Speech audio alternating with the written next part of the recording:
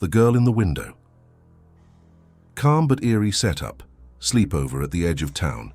It was supposed to be an ordinary Friday night in Portland, Oregon. A sleepover filled with pizza, scary movies, and whispered gossip. 4 high school friends, Lena, Brooke, Ashley, and Tessa, gathered at Lena's new house, which sat at the end of a quiet cul-de-sac, surrounded by misty pine woods.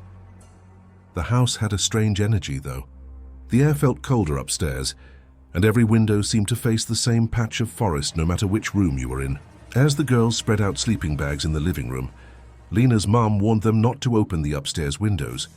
"They don't latch properly," she said, "and we've had trespassers before." The girls giggled, brushing it off. But around midnight, as rain tapped against the glass, Brooke froze mid-laughter. "Guys," she whispered, pointing toward the window. Someone was watching them from outside. The first strange sign, the face in the rain. They rushed to the window, but the figure vanished into the rain. Only a faint smudge, like a handprint, has remained on the glass. Lena's mom checked outside with a flashlight and found nothing but wet footprints leading toward the woods. Still, the mood was shaken. To calm down, they put on a comedy movie and piled under blankets. Yet halfway through, Brooke sat up suddenly. "There's someone upstairs," she said. The sound was faint, footsteps slow and deliberate, moving from one room to another above them. Lena's mom was asleep, so the girls grabbed their phones and crept upstairs together. The hallway was pitch black, except for a faint red glow coming from Lena's room. When they peeked in, her window was wide open, curtains blowing inward. But the wet footprints continued from the window, straight across the carpet. And then they heard the closet door creak open. Fear builds, the closet whisper. Tessa whispered, "Close it! Just close it!" But before Lena could move, a low whisper came from inside the dark closet, their own names one by one. Lena, Brooke, Ashley. The flashlight beam shook in Ashley's trembling hands. "Who's there?" she demanded. No answer, just the sound of soft breathing. They bolted downstairs, screaming for Lena's mum, but she didn't respond. The girls found her bedroom empty, her car keys gone from the table. Rain slammed harder against the windows. Brooke pulled back the curtains to check outside and screamed. There, standing under the streetlight, was a figure, drenched, unmoving, wearing Lena's mom's nightgown. "She's staring at us," Brooke whispered. But as lightning flashed, they saw the truth. The face wasn't Lena's mom's at all. It was someone else's, someone pale, hollow-eyed, and grinning. Isolation and doubt, locked in. Panicked, they tried calling 911, but none of their phones had service. The rainstorm had knocked out the power, plunging the house into darkness. The landline crackled when Lena picked it up, faint static, then a voice. "Don't go upstairs again." The girls huddled together, terrified. Ashley tried the front door, but it was jammed, like something was holding it shut from the outside. Then the footsteps returned, louder this time, coming from the hallway behind them. Lena grabbed a kitchen knife, whispering, "We stay together. Don't look away." The footsteps stopped. A long, wet drip echoed from the stairwell. When Brooke turned her flashlight toward it, her breath caught. A puddle of water had formed at the bottom of the stairs, and above it hung a soaked white dress, floating mid-air. Then it began moving toward them. The threat reveals itself. The stranger's reflection. The figure drifted closer, its face half hidden behind long, wet hair. Brooke threw the flashlight.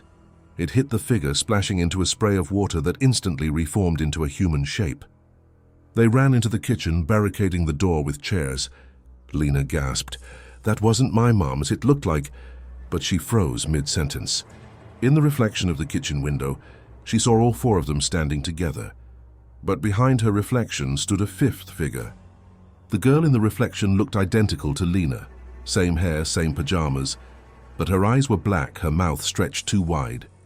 She raised a hand in the glass and the window cracked. Outside, thunder roared. The lights flickered once and then the glass shattered inward. When the lightning flashed again, the reflection was gone, and so was Tessa. The shocking, haunting ending. The new family by morning. Police arrived to find the house empty. No signs of Lena, Brooke, Ashley, or Tessa. Only one thing was strange. Every mirror and window in the house was covered from the inside, painted black. The case was ruled a missing persons mystery. Months later, a new family moved in. They found the house cozy but oddly damp, and every night they swore they heard dripping water upstairs. One evening, the family's teenage daughter wiped the paint off the bathroom mirror. The moment she did, her reflection smiled, but she didn't. Later that night, her mother woke up to find her daughter standing in the hallway, soaked head to toe, whispering, "We're all back now. It's our turn to play." The next morning, the mirror was painted black again, and the daughter was gone.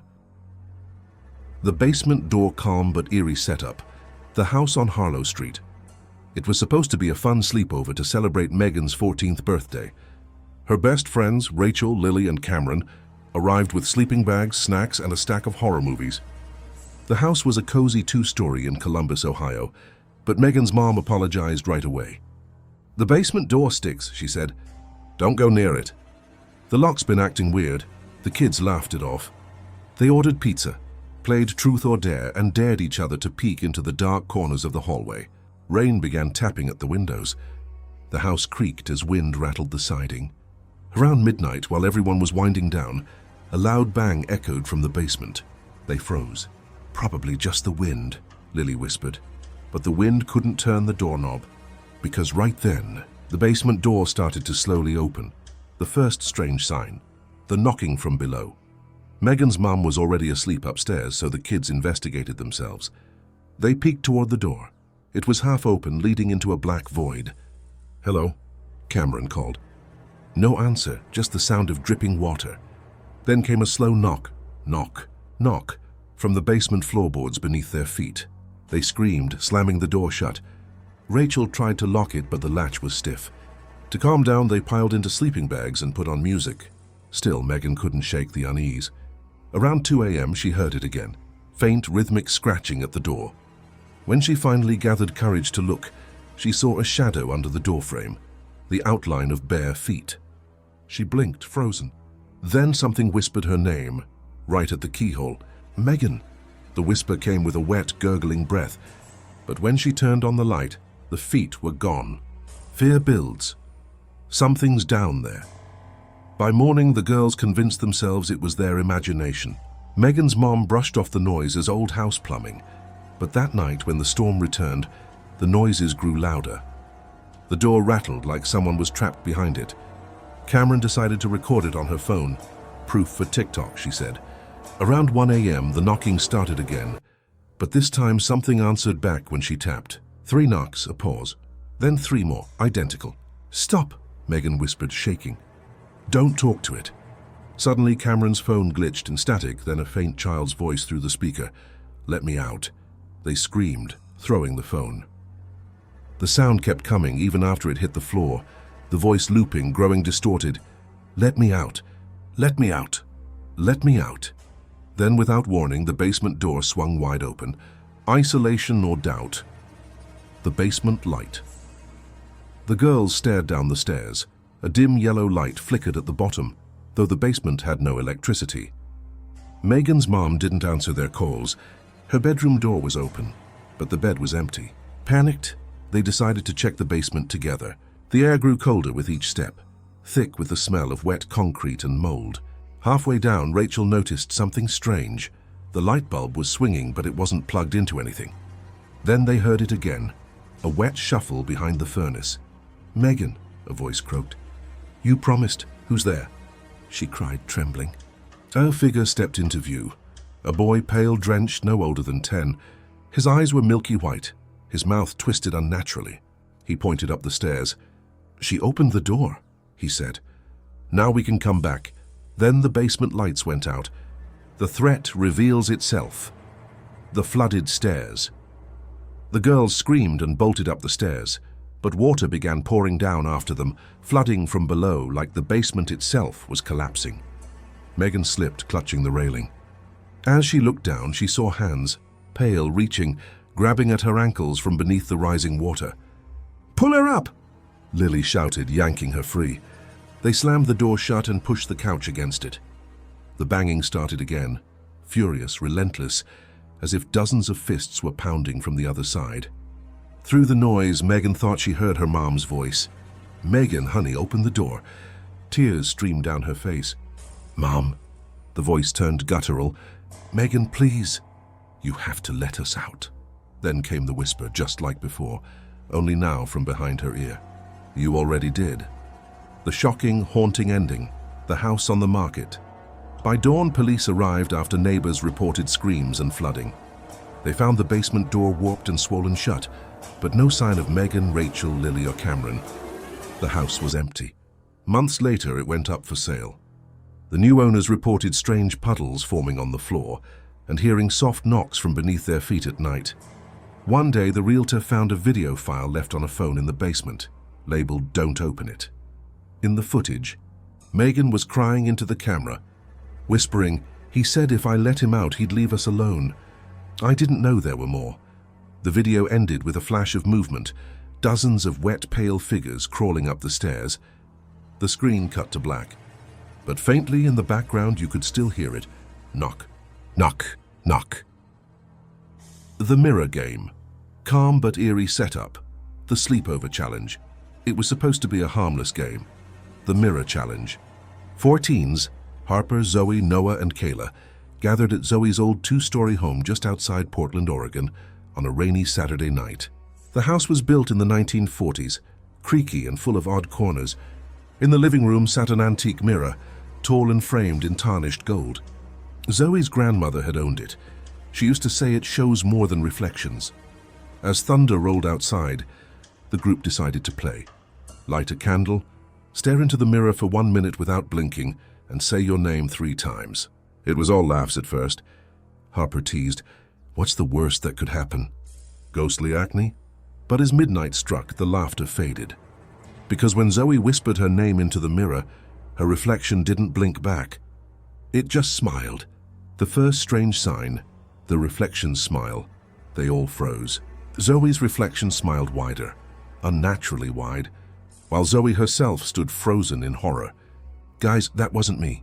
The candle flickered violently. Noah reached to turn on a lamp, but the bulb burst, sending glass raining onto the rug. The only light left was the flickering candle, and in that dim glow the reflection started moving on its own. It raised its hand, not mirroring Zoe's, and pressed its palm against the glass. A soft knock came from the other side. Kayla laughed nervously. "Okay, you're pranking us, right?" But when she looked closely, she saw 5 smudged fingerprints appear inside the glass, as if from the mirror's other side. Then the reflection whispered something none of them said aloud. "Who's next?" The candle snuffed out, plunging the room into total darkness. Fear builds. The game won't end. They stumbled for the flashlight, but Harper noticed something that made her blood run cold.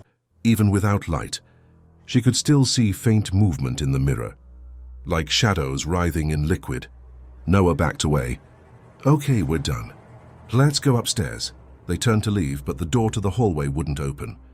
It was like the knob was sealed in place. The storm outside intensified.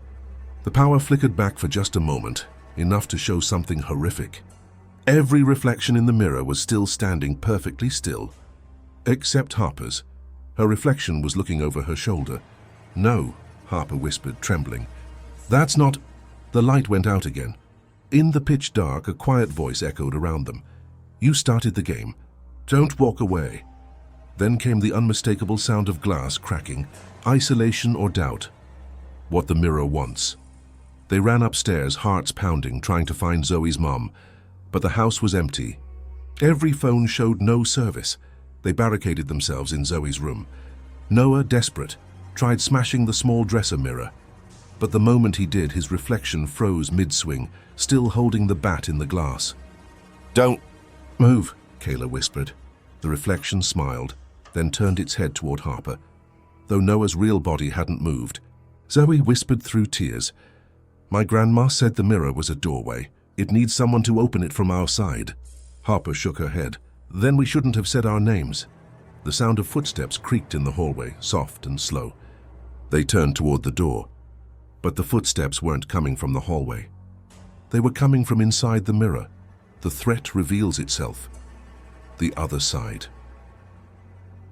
The full-length mirror downstairs began glowing faintly blue, as though illuminated from behind. Zoe was drawn to it like something was pulling her. She whispered, "It wants me." Before anyone could stop her, she rushed downstairs barefoot into the flickering candlelight. Her reflection was waiting, eyes pitch black, smile stretched to her ears. Zoe touched the glass. "I didn't mean to open it." Her reflection grabbed her hand. The mirror rippled like water, and Zoe was yanked forward with an inhuman jerk, vanishing into the glass. Her scream echoed muffled as though from underwater. The others lunged forward, but it was too late. The glass sealed shut, and Zoe's reflection, now perfectly normal, stared back at them, trapped behind the surface. Her eyes were pleading. She mouthed, "Don't say your name." Behind her, dozens of other faces began to appear. The shocking, haunting ending. The reflection that stayed. When morning came, Zoe's mother returned to an empty house. The storm had passed and everything looked normal, except for the large mirror. Inside it were faint, foggy handprints that couldn't be wiped off. Police investigated, finding no sign of the 4 teens except Harper's phone recording their game. The final seconds of footage showed Zoe smiling, her voice trembling. "If we disappear, don't look for us in mirrors." Then a whisper, "Now it's your turn." The reflection leaned close to the camera and winked, though the room behind it was completely empty. Weeks later, Harper's parents found her in her room, sitting motionless in front of her vanity mirror. Her reflection smiled a split second before she did. The basement door. Calm but eerie setup. The sleepover at the end of the street. It was a cold Friday night in Denver, Colorado, when Amber, Lila, and Jess decided to spend the weekend at their friend Caroline's house. Caroline had just moved into a 2-story home her parents bought cheap, an old Victorian place tucked at the end of a quiet street. Her mum was away on a work trip, leaving them free to order pizza, binge horror movies, and stay up all night. The house felt strange, drafty, filled with old furniture that seemed too big for the rooms. Around 11 p.m., Jess pointed toward the basement door. "Why's that one locked?" Caroline shrugged. "Mom says it's not safe down there. The stairs are unstable." But as the storm outside began to howl, they all heard something faint from behind the basement door. A slow, rhythmic knock. Then a child's voice whispered through the crack, "Can I come upstairs now?" The first strange sign, voices below. They froze. Caroline forced a laugh. "It's probably the wind. The vents creak when it storms." But Amber knelt by the door and whispered, "Hello?" No answer, just silence. Then as she stood, the knocking started again, faster this time. Lila grabbed her phone and turned on the flashlight, shining it at the doorknob. It was scratched up, as if someone had tried to claw their way out. Jess backed away. "That's not the wind, Caroline." Trying to sound brave, Caroline grabbed the house key ring, but none fit the basement lock. Mum must have changed it. The girls tried to shake off the unease and return to their horror movie marathon, but halfway through the sound came again, not from the basement now, but through the floor vents. A child's voice sang faintly beneath their laughter. "Down here, we are still waiting." Fear builds. Something moves in the dark. By 2 a.m., the power flickered out. The house plunged into silence, except for the wind and faint scratching coming from below. Lila whispered, "We need to go upstairs." But as Caroline reached for her phone flashlight, she caught something moving in the hallway, a shadow, small and fast, darting toward the locked door. "Did you see that?" Jess hissed.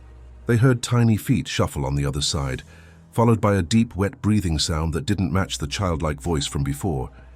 Amber whispered, "That didn't sound like a kid." Then came a soft humming as a lullaby, off-key, echoing from the basement. Caroline's hands shook as she reached for the doorknob again, but it was icy cold.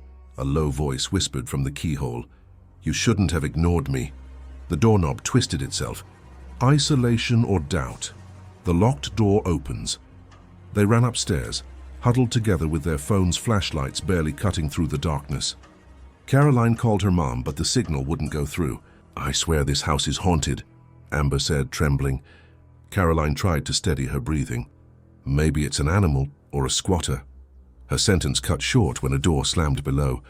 The sound echoed up through the vents. Jess whispered, "That came from the basement." They crept to the top of the stairs and saw it. The basement door was wide open, the darkness below yawning like a tunnel. A faint smell of rot drifted up. Caroline's flashlight caught something on the wall. handprints small and smeared in something dark. Then faintly the singing started again, this time behind them from the hallway. The flashlight flickered. The air went cold enough to see their breath. The threat reveals itself. What lives below? Caroline turned, shining her light toward the sound, and screamed. Standing at the end of the hallway was a small figure. A boy no older than 6, drenched, his clothes muddy and torn. His eyes were completely white, like milky glass. He tilted his head. "Mum said I could come up when they moved in." The girls bolted toward the front door, but it wouldn't open. The lock turned on its own, clicking shut. Footsteps came from behind, multiple sets, soft and uneven. The boy's head twitched toward the basement. They're hungry too. Suddenly, several hands, small, gray, and wet, reached from the basement darkness, grabbing Caroline's ankle and pulling hard. She screamed as the others tried to hold her, but the force was inhuman. "Help me!" she cried. Then the lights flashed once, and Caroline was gone. The shocking, haunting ending. The basement's secret police arrived the next morning after a neighbor reported screams. They found Amber, Lila, and Jess huddled by the front door, shaking, unable to speak. Caroline was missing. The officers forced open the basement door, descending into the stale air below. What they found stopped them cold. Small bones, tiny shoes, and faded toys scattered across the dirt floor. In the corner, a cracked photograph showed a woman with 3 children. The name on the back read, "The Holloway Family, 1964. The report concluded the children died in a flood that collapsed the old basement. But no one could explain the fresh, muddy footprints leading up the stairs, or the small handprint found on the inside of the front door. That house remains empty today. Locals say if you walk by on a stormy night, you can still hear a voice from the basement whisper, "Can I come upstairs now?" The Mirror Game, calm but eerie setup. The game they shouldn't have played. It was Easter weekend in Salem, Massachusetts, and the weather outside was still cold, with fog rolling over the narrow streets. 4 friends, Tessa, Molly, Riley, and Ava, gathered at Tessa's old colonial-style house for a sleepover. Her parents were away on a trip, leaving them free to do whatever they wanted. By midnight, after movies and snacks, Riley suggested something stupid but intriguing. "Let's play the Mirror Game," she said with a grin. "You stare into the mirror in the dark, chant your name 3 times and ask if you'll die young. If the mirror flickers, it means yes." Tessa laughed it off at first, but with the lights out and the storm tapping against the windows, it suddenly didn't feel funny anymore. Still, they set up a single candle in front of the bathroom mirror. "One at a time," Riley whispered. "Don't break eye contact," Tessa went first. That was her first mistake. The first strange sign. The flicker in the reflection. Tessa leaned toward the mirror, her face lit only by the trembling candlelight. The house was dead quiet. She whispered softly, "Tessa, Tessa, Tessa, will I die young?" For a moment nothing happened. Then the flame flickered, bending toward the mirror as if drawn by a breath. The reflection smiled back, even though Tessa hadn't moved. She screamed and stumbled backward, knocking over the candle. Riley burst out laughing, trying to hide her own fear. "It's just nerves. You imagined it." But when they relit the candle, Tessa noticed something chilling, a faint handprint on the inside of the mirror. A small one. Molly frowned. "How could that get there?" Tessa wiped it away, but the print stayed. Later, as they got ready for bed, she glanced once more at the mirror and saw something standing behind her that wasn't there when she turned around. Fear builds. The night things changed. They decided to sleep in the living room, trying to shake off the tension. But around 2:30 a.m., the house began to creak. Long, slow groans like footsteps moving through the hallway upstairs. "Probably the house settling," Ava muttered, half asleep. Then they heard it, a soft giggle coming from the bathroom. Riley sat up. "That's not funny, Tessa." "I'm not joking," Tessa said, pale. Molly stood and crept toward the bathroom door, her phone light shaking. The candle was still there, but the mirror had fogged over completely, though the air was cold. As she wiped the surface, she saw 4 blurry figures in the reflection, one for each of them, and a 5th standing just behind Tessa's. The bathroom door slammed shut. From the other side came a faint whisper. She said yes. Isolation or doubt, something in the reflection. Panic spread. Tessa tried calling her mum, but her phone died the second she hit call. The others' phones flickered too, every screen displaying the same eerie message before shutting off. "Don't turn around." They locked the bathroom door and sat together in silence, but every few minutes, they could hear faint tapping coming from inside the walls. Tessa whispered, "What if we invited something?" Riley snapped, "It's a dumb urban legend, okay? We scared ourselves." But her voice cracked, betraying her fear. When the girls finally dared to look at the mirror again, the fog had cleared, revealing their reflections asleep, even though they were all wide awake. Molly screamed, hurling her flashlight at the mirror. It cracked but didn't shatter. And from behind the glass, the cracks began to spread on their own, forming the shape of a hand. The threat reveals itself. The thing from the mirror. The mirror began to rattle violently, shaking in its frame. Tessa screamed, "Run!" as a long pale arm burst through the glass, its fingers sharp like broken porcelain. It grabbed Riley's wrist, pulling her toward the mirror with impossible strength. She fought, screaming, but the reflection pulled harder. Ava and Molly tried to yank her free, but the mirror began sucking the air out of the room, drawing everything toward it. Tessa looked into the mirror and saw not their reflection anymore, but a black, endless room with figures standing motionless in the dark, their faces faintly glowing white. One of them raised its head. It was her, but the eyes were gone, replaced by deep, hollow pits. Riley vanished into the mirror with a final scream, leaving behind only her phone on the floor, still recording. Then silence. The shocking, haunting ending. The reflection that stayed. The police arrived the next morning after a neighbor reported glass shattering and screams. They found only 3 of the girls, shaking, incoherent, and bleeding from shallow cuts. Riley was gone. No sign of her anywhere. When investigators examined the cracked mirror, they saw what looked like 4 faces faintly visible behind the glass, but one of them was smiling. The case was closed as unexplained disappearance. The mirror was taken into evidence and stored in a local facility. 2 weeks later, a janitor working the night shift reported that every time he walked past the evidence locker, he'd hear a faint whisper, "One more." The next morning, the mirror was found shattered, and a 5th set of footprints led away from the debris.